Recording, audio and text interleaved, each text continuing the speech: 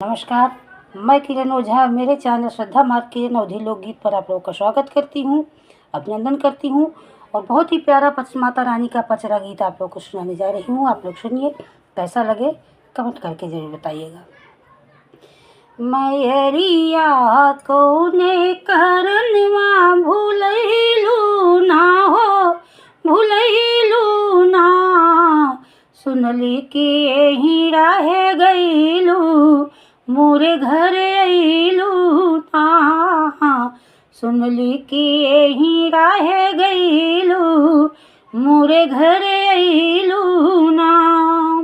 मैरिया कौने करनवा भूलैलू ना हो, भूलैलू ना, सुनली कि यही रह गईलू, मोरे घर अइलू ना, सुनली कि यही रह गईलू, मोरे घर अइलू ना।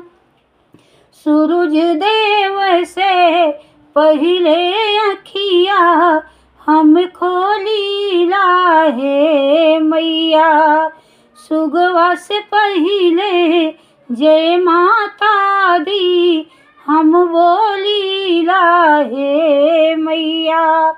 खबरिया कौने करनवा पठैलू ना हो, पठैलू ना, सुनली कि यही रह गईलू, मोरे घर अइलू ना, सुनली कि यही रह गईलू, मोरे घर अइलू ना।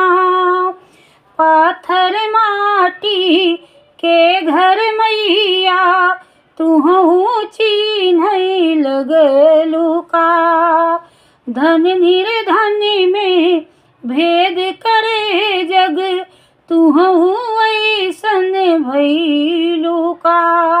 मैरिया कौने करनवा भूलैलू ना हो, भूलैलू ना, सुननी कि यही रह गईलू, मोरे घर अइलू ना, सुनली कि यही रह गईलू, मोरे घर अइलू ना।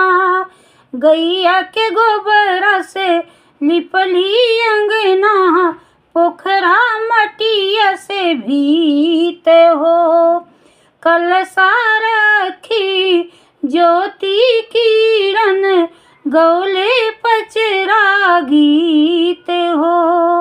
नजरिया कौने करनवा हटैलू ना हो, हटैलू ना, सुनली कि यही रह गईलू, मोरे घर अइलू ना, सुनली कि यही रह गईलू, मोरे घर अइलू ना।